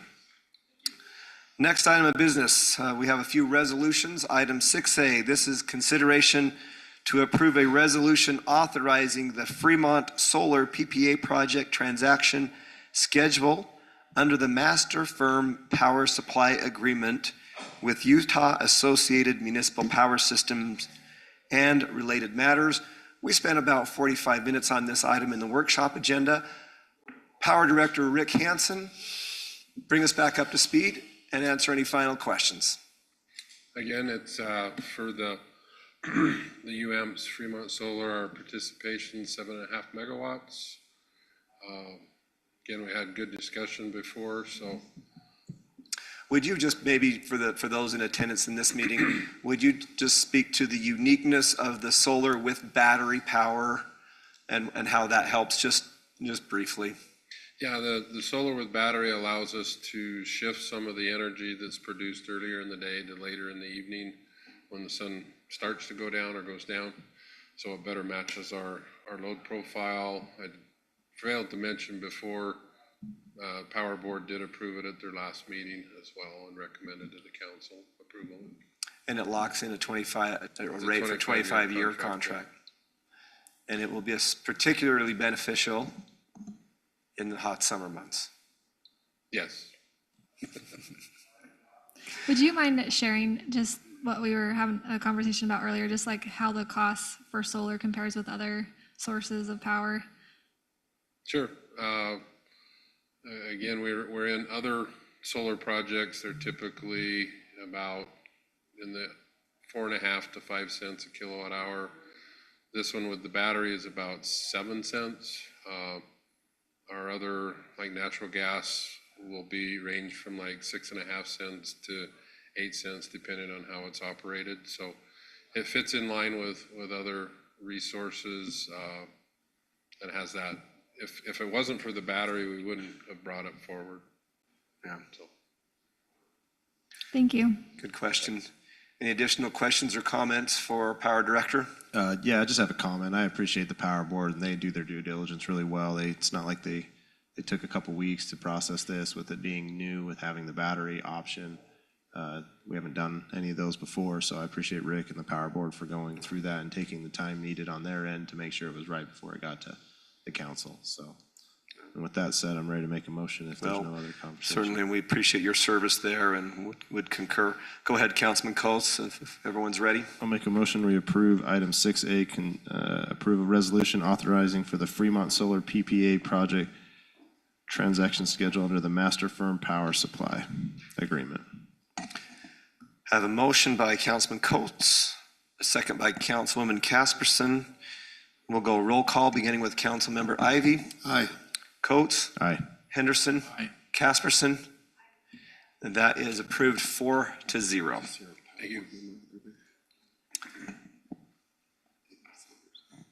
And I should have recognized Power Board member Dick Saunders, who is a part of that board. So thank you for making that recommendation. And we're so used to seeing you here at meetings that sometimes we forget to recognize your excellent work for the city. So thank you, Mr. Saunders. Well, they're kind of in the wrong seats. Usually up in the front.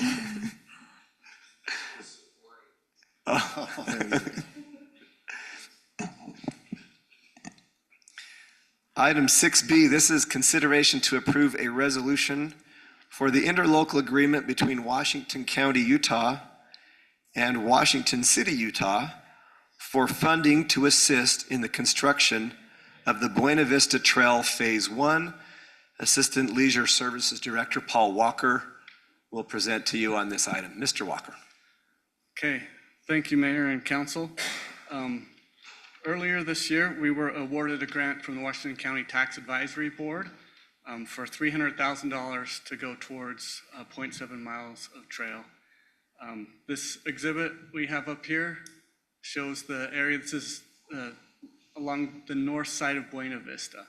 So the yellow is the existing trails we've got now, and the red is this proposed trail project that the county has given us funds for.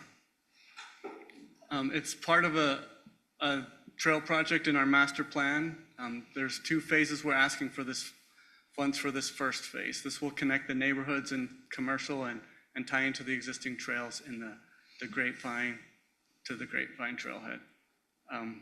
Happy to answer any questions you may have on this project or So this. Go ahead, Councilman. These funds that we collected from the county are TRT funds. Yes, they are. We're thankful for the legislature's work on that to allow those to be distributed for projects like this that are much needed and hard to fund for municipalities. So. Yeah, good point. Additional questions, comments? Actually, we'll vote on this, but don't go far. because I have a few more questions for you. Council, I'll turn to you now for further discussion and or a motion on item 6B for the resolution with the county for funding of the Buena Vista Trail Phase 1. I'll make a motion. Go ahead, Councilwoman. I'll make a motion to approve a resolution for the interlocal agreement between Washington County, Utah and Washington City, Utah for funding to assist in the construction of the Buena Vista Trail Phase 1. You've heard the motion by Council Member Casperson. Is there a second? Second. Second by Council Member Coates.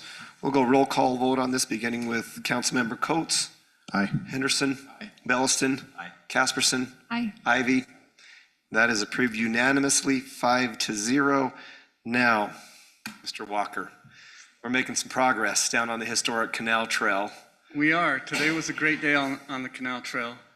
Eldon, if you can get me back up on there. We've got, we have pavement that went down today. So we're really excited. This trail, it's 1.5 miles. We've been working on it for a long time. There's 4 sections. 3 of them were paved today. So this is from starting at Washington Dam Road, heading south. This is some pictures of the trail. So this is at Silver Falls Drive looking north. The trail goes from here to Washington Dam Road, and then Silver Falls looking south, it goes down to Lost Ridge where it connects into some existing trail. And there's a section on the north end, some existing trails at Red Sands to Ute Drive is also paved. So we're really excited to have that happening. So it's not open yet. There's a little bit more work to be done, some signs and fences, and 2 or 3 weeks the trail should be open. So stay off it, Mayor. It wasn't open this morning, and we're just fine with road base. Oh, sorry, go ahead. You go ahead. I was just gonna say that was my that was my report for tonight. So thank you again for, that was perfectly planned. Mayor, since you brought this up, I mean, but what a lot of credit goes to all the people that worked on this project. I know Councilman Coates was involved in his professional setting, and Paul and Avenue Consultants just did a phenomenal job. And this is something we thought would take many more years, to be honest. We thought we'd do little tiny sections, but 47 different easements that had to be collected. I mean, this was a monster project. It turned out really great. It was over 6 years. We're about 6 years into this project to just get the process to work through, because there's so many people. We started at 100 property owners that potentially needed work down to, you're saying 47. I think it's higher, but I don't know at this point.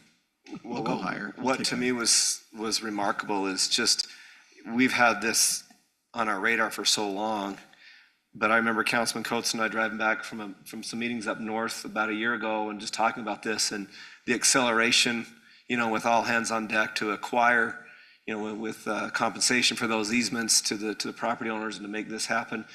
This will connect neighborhoods and communities, and it brings great value. It also protects that 50-foot easement under which the canal is piped and buried. And so it allows us to continue to make sure that's a critical part of our water security, our water system. So well done, everybody. Well done. Paul, rather than have you go into the Washington Dome, I know you've got a public open house scheduled for, is it November 15th? November 15th, yes. What I'd like to ask you to do is just come back and give a council report on the committee's meetings on Washington Dome. I know you've shared this with me, but if you could plan on coming to either the workshop or regular meeting, depending how the agenda lays out, and just giving the council an update and getting council feedback before it goes to the public. Okay. If you wouldn't mind doing that. We'd be happy to do that. Any updates at this point on that, or just that we're making progress? Give us some. We're making progress. We've done a lot of community outreach. We've had surveys and we've met with HOAs. We've met with the BLM. We've had some productive meetings with the BLM. We've got a layout that we think will work with some trails. There's some paved trails and some natural surface trails.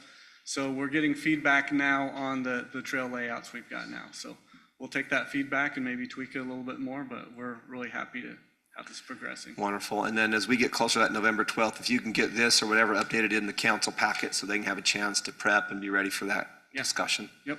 Thank you, We'll do Paul. that. Thank you. Appreciate it. We'll move along to the section 7 of the agenda, which is ordinances. Again, public hearings took place at the Plan Commission level, and there was no public comment on any of these items in person or electronic, which we take as well. Item 7A, this is consideration to approve an ordinance for zone change Z-25-20 from RA1 to RA1 located at 820 South Country Way. Community Development Director Eldon Gibb will present to you on this.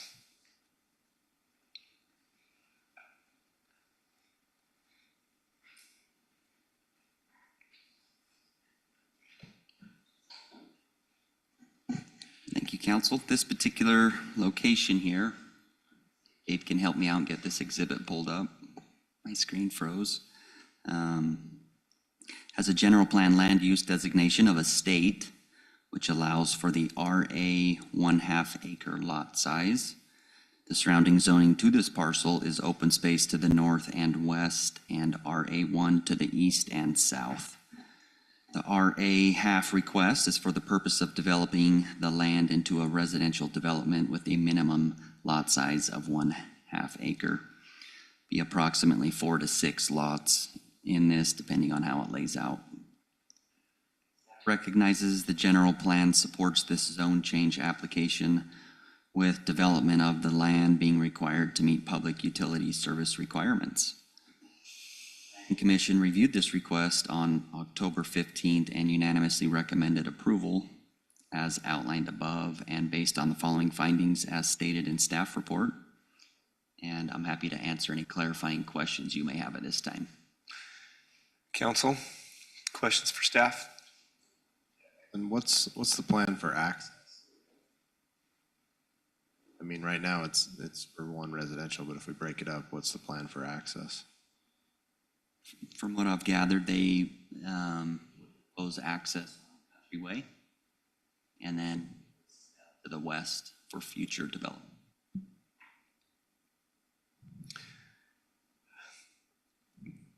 It's definitely but John, will you just speak to access management on that? I know that this is a zone change level and we detail these more in the plating phase, but you are our resident expert on the master transportation plan.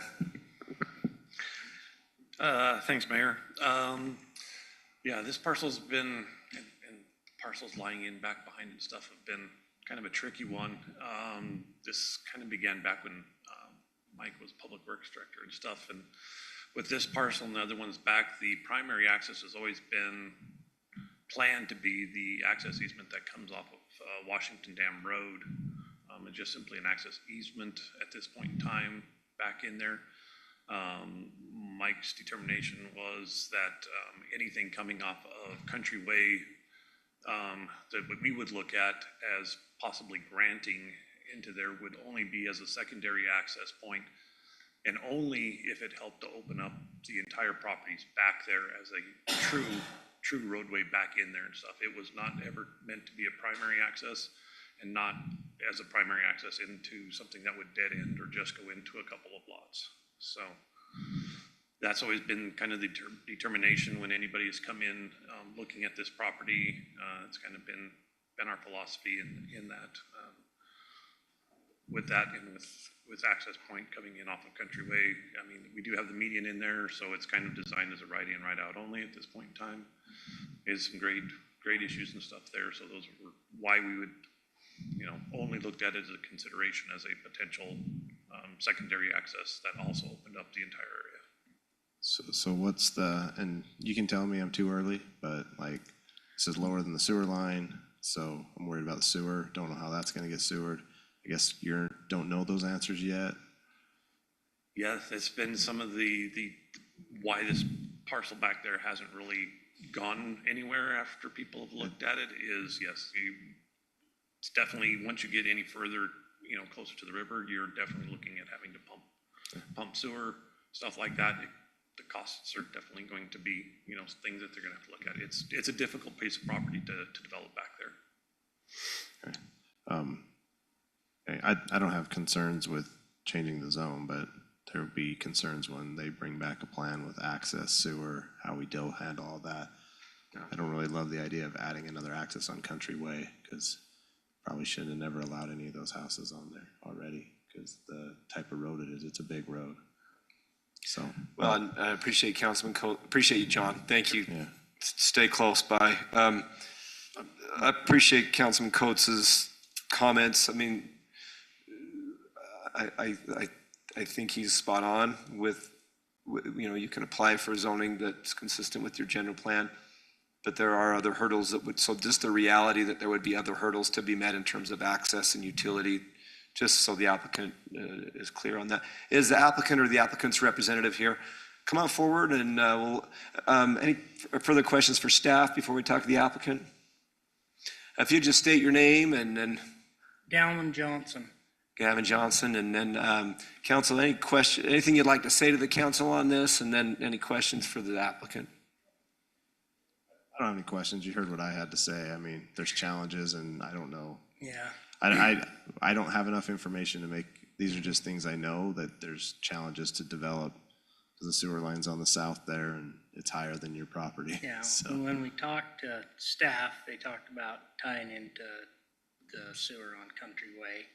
We haven't got far enough to see where the elevations are on that, so. well, that one manhole right there on your corner is 20-something feet deep. So it's got depth, but you got to get across a lot of water lines that are the regional water lines. Is the canal there, or is it further? The canal's north? right there too. Can you point out the canal there, Eldon? Yeah, Canal's right on the there. south side of the property. And right there where is that your house to the south where they keep some, a little bit of livestock there, or that's not No, your property? We just bought this, January, Yeah. so we haven't built anything there. So I would also maybe just ask you to be mindful that there's a master plan trail that would pop out onto Country Way right there as well over the canal. So just what you might, it sounds like the council's open to the zoning, which is great. That's a step forward in the entitlement process, but your primary access may need to come as some of this other area develops and off of the dam road. Okay. But staff will work with you and, you know, your professionals there, so. Okay, thank you. Anything else for the applicant? Councilman Belliston, did you have something to add? I just, when you're talking about access off Country Way, I mean, I think short of having a full access off Country Way, you're essentially landlocked, or not landlocked, but you've got easement, but, you're at other people's limited to, be able to develop your own property. So, if this gets approved, we won't ever see this again. So it'll go to the land use authority anyway. They'll have to rest. I don't see too many issues with. Additional questions, comments? Thank you. Thank you. Council, at this time, I'll turn to you for additional discussion on item 7A and/or a motion. I make a motion to approve an ordinance for zone change Z-25-20 from RA1 to RA1/2, located at 820 South Country Way. You've heard the motion by Councilman Ivy. Is there a second? I got clarification. Councilman Ivy said RA1/2. RA1 to RA1/2. Okay. Okay.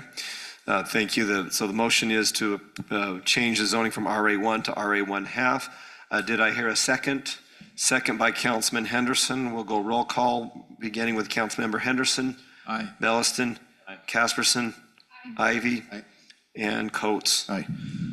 Item 7A is approved unanimously, 5-0. Item 7B is consideration to approve an ordinance for zone change Z-25-21 from RA1, RA5, and open space to I1 and I2. The location is 925 South, 1900 East. Community Development Director Eldon Gibb, once again, will present on this item. Mr. Gibb. This is just the previous approval. Area. See, as Mayor stated, lots of zoning going on here. Clean it up. The proposed property has a general planned land use designation of industrial. The surrounding zoning to this parcel is open space to the north, RA1 to the east, south, and west, and industrial to the south as well. The industrial zone change request is for the purpose of developing the property to a industrial development. Staff supports the proposed change and appreciates the effort the applicant and landowner have put forth for this zone change application. With development improvements of this land still needing to be completed, will be required to meet public utility service requirements prior to using this land in accordance with the zoning ordinances. Commission reviewed this request October 15th and unanimously recommended approval as outlined, findings stated in staff report. And I'm happy to answer any clarifying questions you may have. Council questions for Eldon or staff? Councilman Bellison? Is the only access to this off 900 East?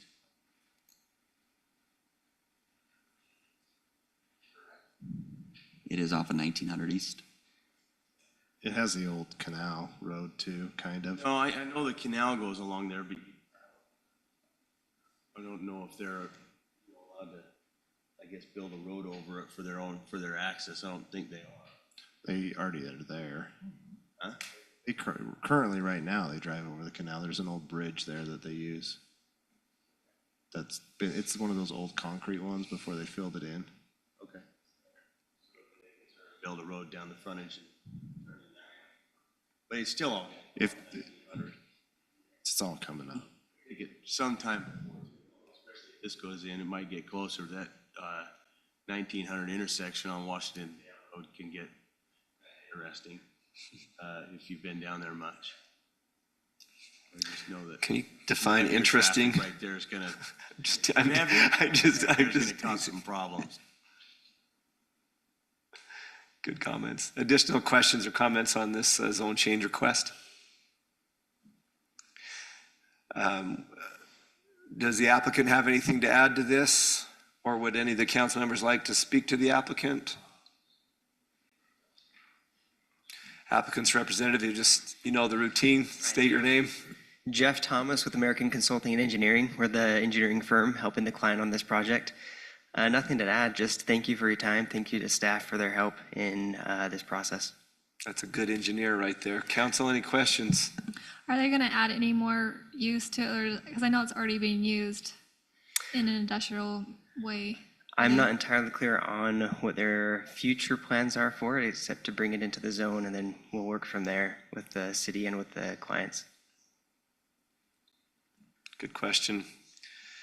Yeah, we appreciate the zoning now being conforming with the use and the future use. Further questions for the applicant's representative? Thank you. Council, I'll turn to you now if there's no additional comment for a motion on item 7B. Make that motion to approve an ordinance for zone change Z-25-21 from RA1, RA5, and open space to I-1 and I-2 located at 925 South, 1900 East. You've heard the motion by Councilman Bellison. Is there a second? Second. Second by Councilman Coates. We'll go roll call, beginning with Councilmember Belliston, Casperson. Aye. Ivy. Aye. Coates. Henderson.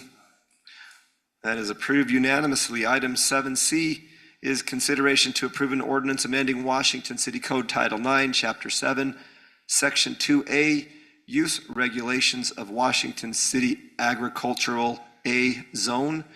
Eldon Gibb, you're on a roll. Thanks, Mayor. No colorful exhibits to look at for this one, so I'll bore you with some words here. Washington City Code currently allows medical cannabis pharmacies in the Business Park, Industrial 1, and the I-2, Industrial 2 zones. And it would allow medical cannabis pharmacies to be located in the agricultural zones as required by state law.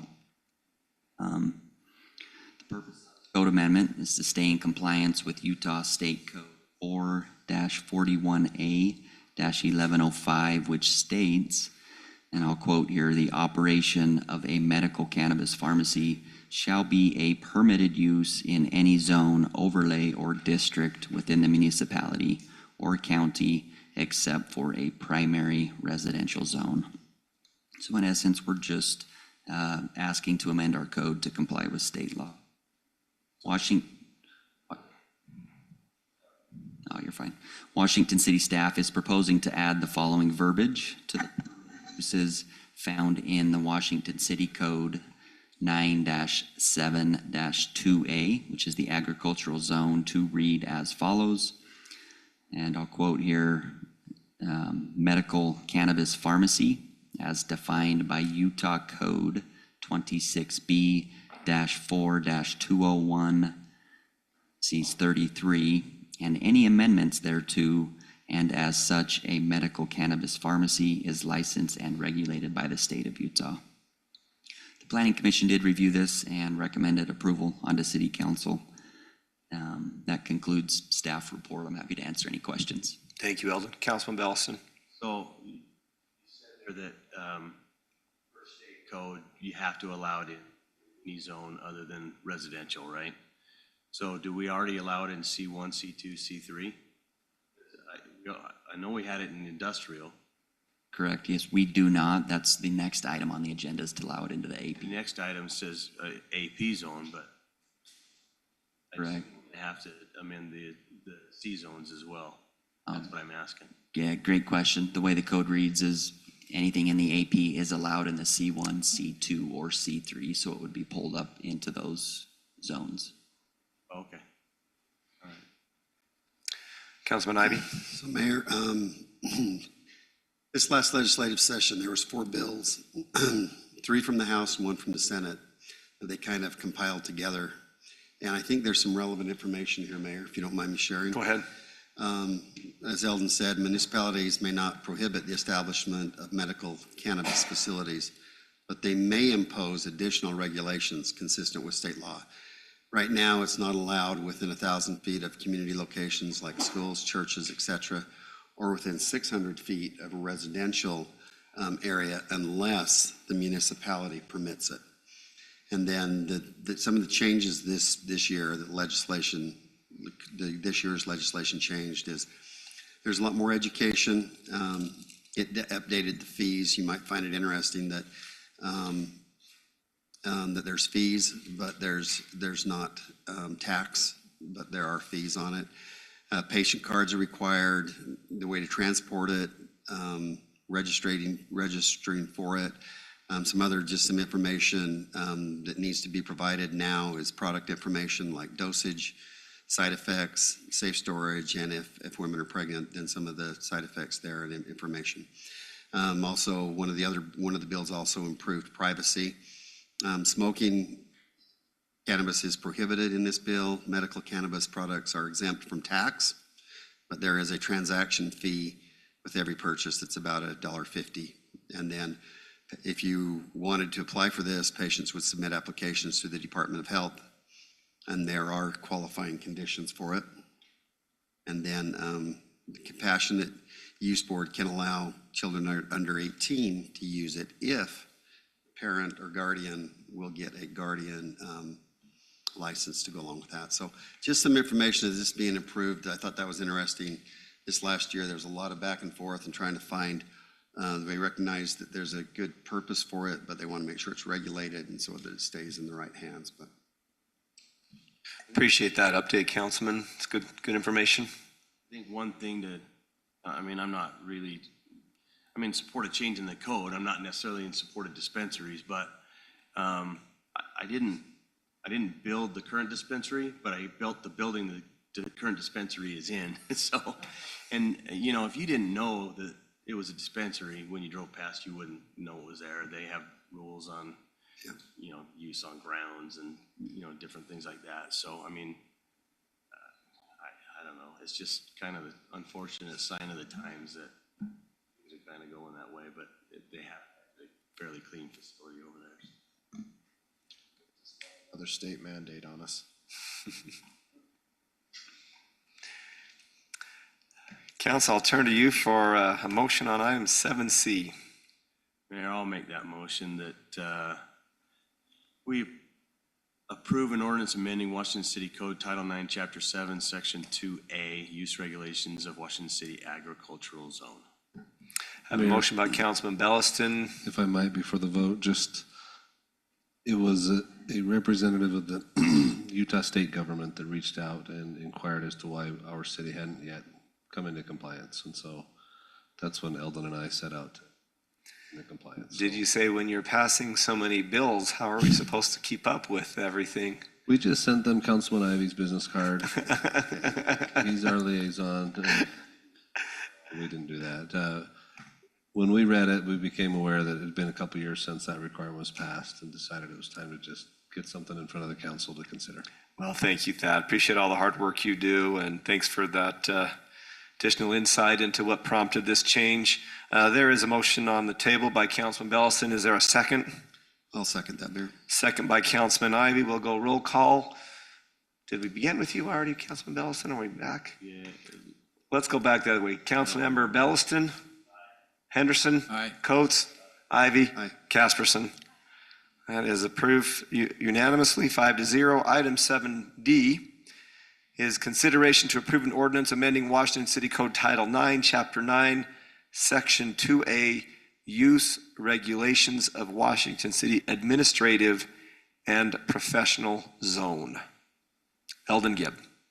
Here, just as you stated, this code would allow medical marijuana into the AP C1, C2, and C3 zoning, amending 9-9-2A. Staff is proposing that the verbiage be added to that title to read medical cannabis pharmacy as defined by Utah Code 26B-4-201, parentheses 33.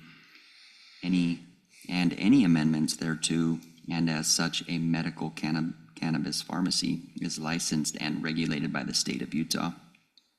The Planning Commission also heard this and unanimously recommended approval onto council. I'm happy to answer any questions you may have. If there are no comments or questions, I'll call for motion on 7D. I'll make a motion, Mayor. I move that we approve an ordinance amending Washington City Code Title 9, Chapter 9, Section 2A, Use Regulations of Washington City Administrative and Professional Zone. You've heard the motion by Councilman Henderson. Is there a second? Second.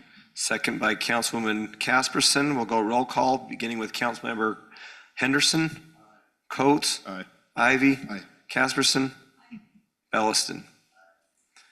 That is approved unanimously, 5-0. Item 7E and the last ordinance of the night is consideration to approve an ordinance amending Washington City Code Title 8, Chapter 7, illicit discharges. New Development Project Manager John Hinkie will present on an item that maybe doesn't get any more exciting than this. We have saved the best for last, that's for sure. All right, I've been trying to put together a great analogy as to why I'm back up here.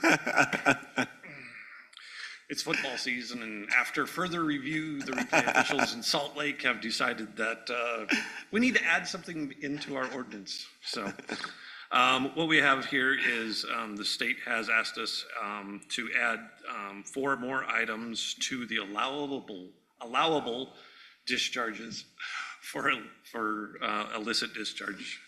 Those 4 additional items are irrigation water, individual residential car washing, so you can wash your car and it can go into the street. Residual street wash water, which is not water trucks running down the street washing the streets, but like our street sweepers as such.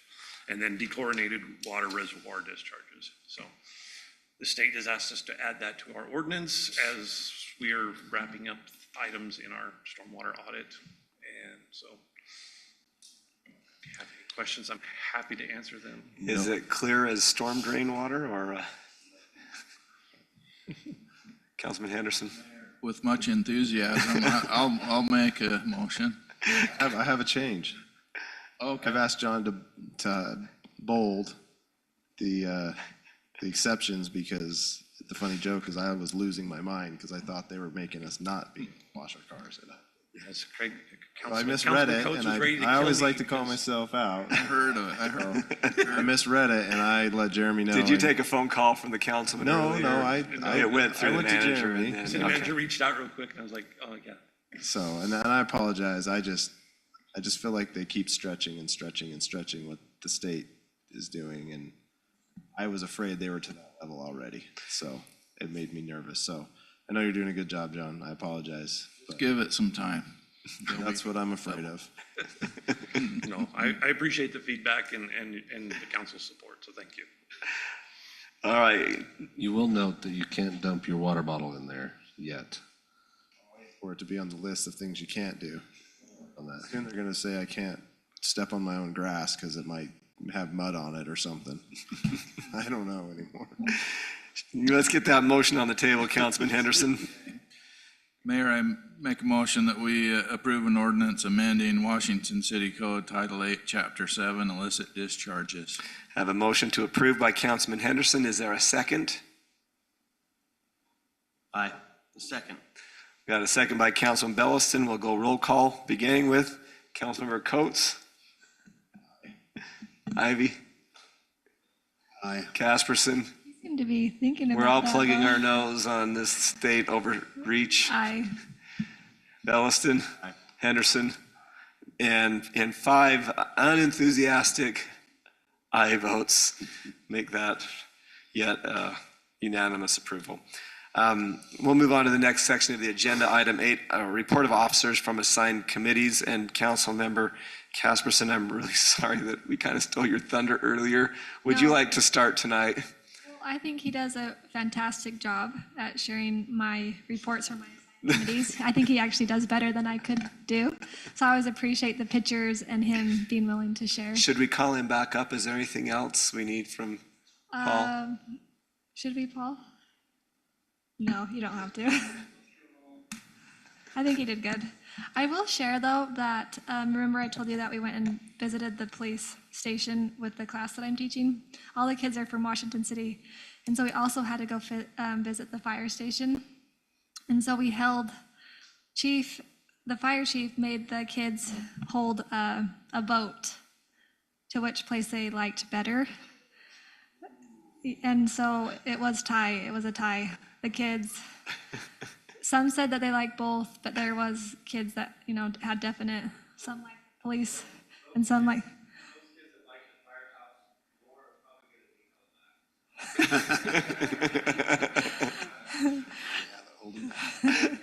I just want to share, though, I just appreciate all of our staff, and everyone was so kind and respectful to the kids, and just, sharing about, I just appreciate them taking the time.